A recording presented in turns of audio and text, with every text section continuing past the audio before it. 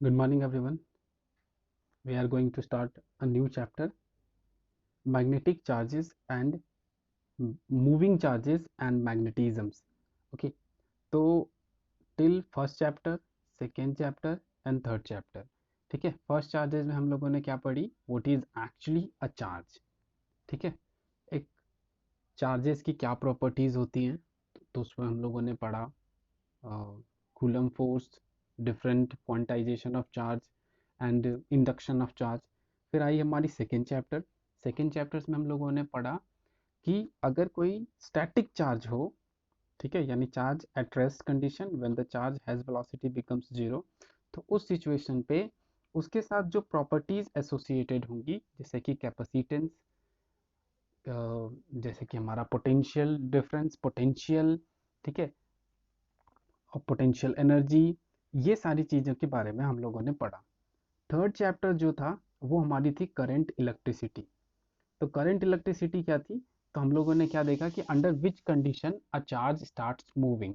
ठीक है, third chapter basically इस बात से डील कर रहा था कि जब कोई चार्ज हो, जब कोई चार्ज क्यों हो, तो वो कौन से कंडीशन पे इसकी वेलोसिटी बिकम नॉन जीरो. तो हम लोगों ने देखी, for that we required a EMF, a potential.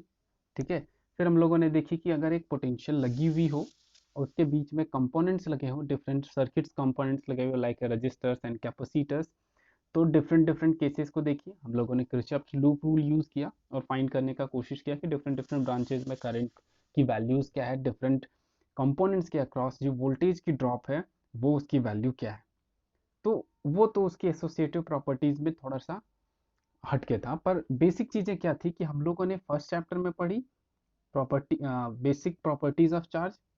ठीक है, what is actually charge second chapter में पढ़ा कि what are the property associated with a charge when it is in static condition, and in third chapter we have studied that how a charge start moving. अब जो हमारी next chapter है chapter 4, वो कह रही है मूविंग चार्जेस एंड मैग्नेटिज्म. ठीक है, तो इस चैप्टर में हम लोग क्या पढ़ेंगे कि when a charge has some velocity, मतलब कि v is not equal to zero, when a charge has some velocity, then the property associated, whatever the property associated with the particular charge, ठीक है, then the property associated with the charge. Okay, तो the property which associated with a moving charge is basically magnetism. तो इस chapter में हम लोग basically पढ़ेंगे what is magnetic force, what is magnetic field, how a magnetism occurs, magnetism का conditions कैसे आता है, ये सारी चीज़ों के बारे में हम लोग पढ़ेंगे. तो मूविंग चार्जेस, इसका मतलब हुआ करंट. ठीक है, तो फर्स्ट टाइम ओरेस्टेड ने एक एक्सपेरिमेंट परफॉर्म करी. एक्सपेरिमेंट में क्या था, एक निडल रखा गया, मैग्नेटिक निडल, जो इन generally north and south direction को, ठीक है, इंडिकेट करता है.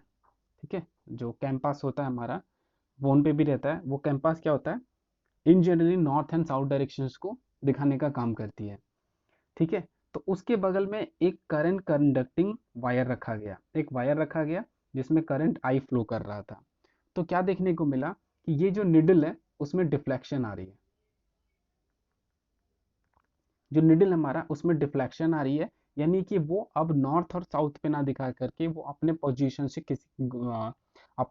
से डिफ्लेक्ट हो गई है. सिमिलर केस परफॉर्म किया गया. ठीक है, मिडिल निडल जो नॉर्थ एंड साउथ को रिप्रेजेंट कर रही थी, पहले करंट का डायरेक्शन ऐसा था. ठीक है, अब एक और करंट रखा गया, ये हटा करके एक और करंट रखा गया जिसका डायरेक्शन जस्ट पहले वाले से अपोजिट था. तो क्या देखा गया कि जो डिफ्लेक्शन, अगर पहले वाले में डिफ्लेक्शन इधर हुआ था, तो दूसरे वाले में डिफ्लेक्शन कुछ इधर है. यानी कि जब करंट का डायरेक्शन रिवर्स कर दिया गया, तो जो जो डिफ्लेक्शन था वो भी रिवर्स हो गया.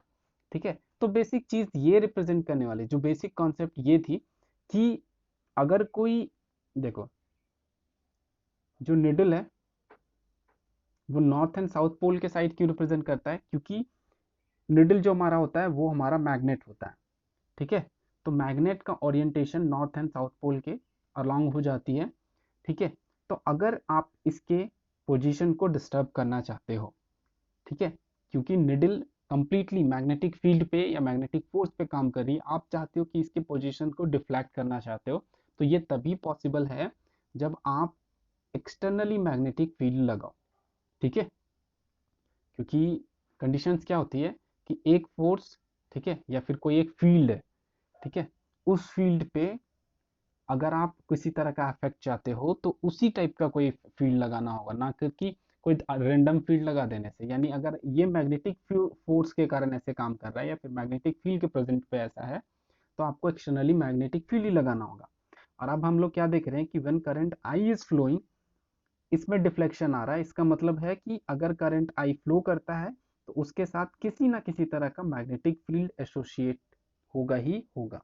तो ये फर्स्ट टाइम था जब कॉन्सेप्ट ऑफ मैग्नेटिक फोर्स, ठीक है, magnetic concept of magnetic force comes, ठीक है। और ये किसने की थी? ऑरिस्टेड ने एक्सपेरिमेंट परफॉर्म करी थी और उसने कहा कि जो भी करंट है उसके साथ, ठीक है, जब वो कोई जो भी करंट है उसके साथ जो भी चार्ज है, ठीक है, उसके कारण एक मैग्नेटिक फील्ड वायर के चारों साइड प्रोड्यूस होती है, ठीक है, ये पर्टिकुलर एक्सपेरिमेंट में। क्योंकि देखो फिर से समझने का कोशिश, देखो क्या कह रही है कि अगर इसके अंदर किसी तरह का डिफ्लेक्शन आता है तो इसके लिए जरूरी है कि वो एक्सटर्नल काउज मैग्नेटिक फील्ड ही हो, ठीक है।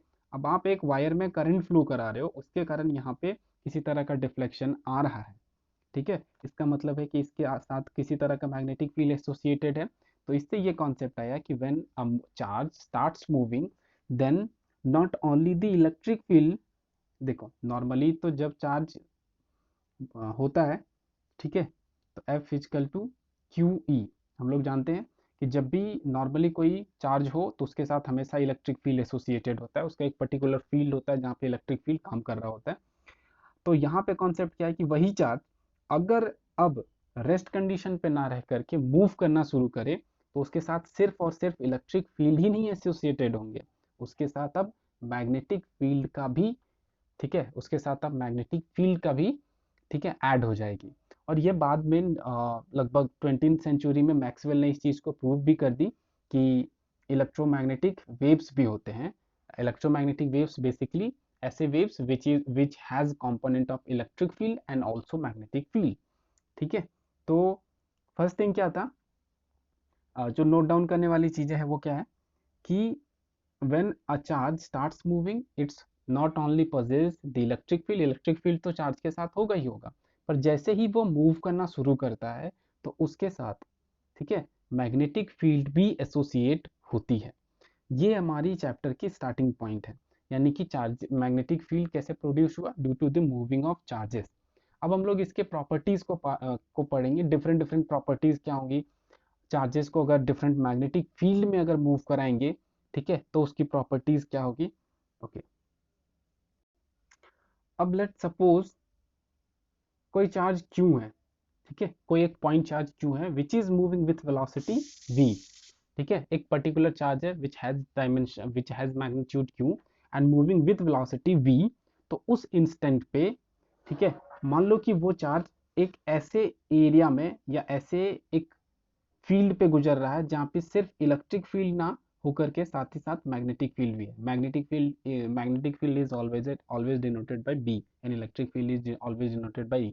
तो कोई एक एरिया है जहाँ पे इलेक्ट्रिक फील्ड भी है मैग्नेटिक फील्ड भी है और वहां पे charge q is moving with velocity v, ठीक है। तो उस सिचुएशन पे देखो charge is moving with velocity v, इसका मतलब है कि इस चार्ज के साथ एक मैग्नेटिक फील्ड भी एसोसिएट होगा एंड इलेक्ट्रिक फील्ड भी एसोसिएट होगा। लेट इसको मार्क कर लेते हैं E1 B1 E1।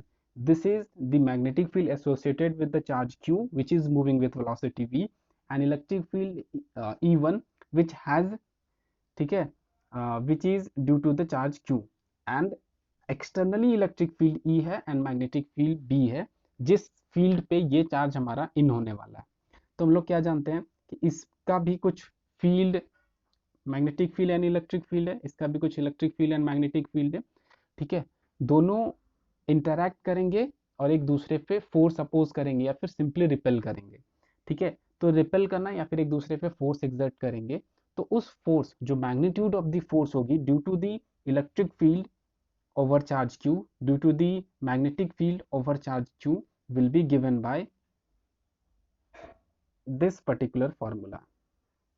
F is equal to Q, E bracket में आ रहा है, E ब्रैकेट में R क्यों है, तो E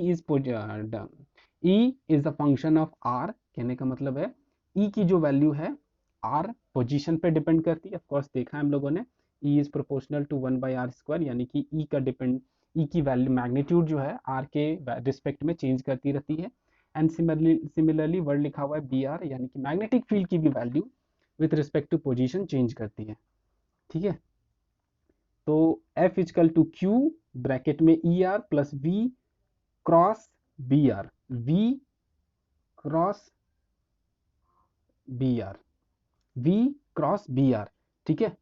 अगर आप इसको जस्ट Q को अंदर करोगे तो QE plus Q V cross BR, ठीक है। तो देखो ये QE किसके कारण है, ड्यू टू इलेक्ट्रिक फील्ड, ठीक है। तो इसका मतलब रेस्ट ऑफ जो फोर्स इस पे एग्जर्ट हो रहा है that will be due to the magnetic field.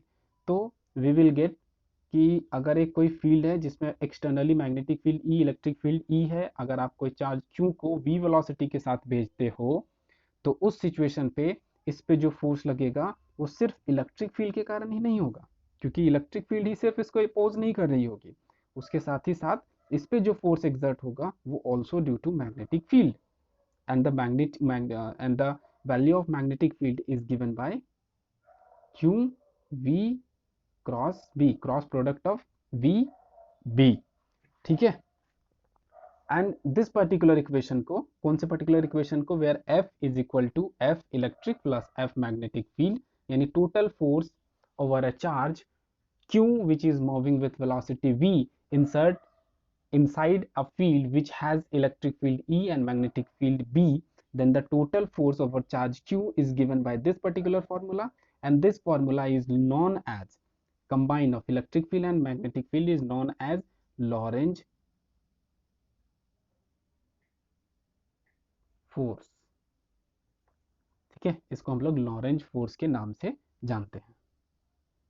अब हमारा जो कंसर्न है एफ इलेक्ट्रिक, वो तो हम लोग पिछले चैप्टर में पढ़ चुके हैं, तो हमारा कंसर्न सिर्फ और सिर्फ एफ बी यानी एफ मैग्नेटिक फील्ड के साथ है, and which is basically equal to Q V cross B, ठीक है। Q V cross B, cross product of velocity and magnetic field, ठीक है।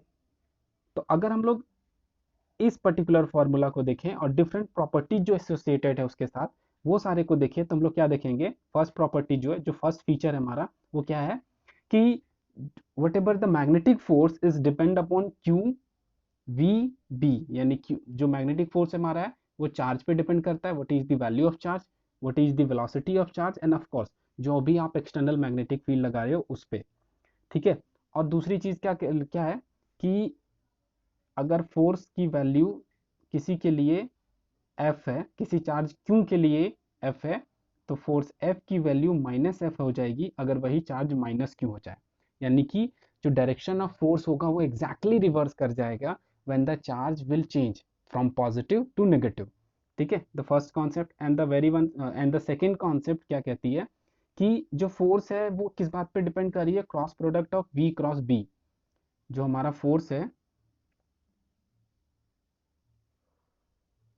जो हमारा फोर्स है वो डिपेंड कर रहा है किस बात पे, V cross B, cross product of velocity and magnetic field which is actually VB sine theta, यही हो जाता है ना, क्रॉस प्रोडक्ट है तो साइन थीटा हो जाएगा।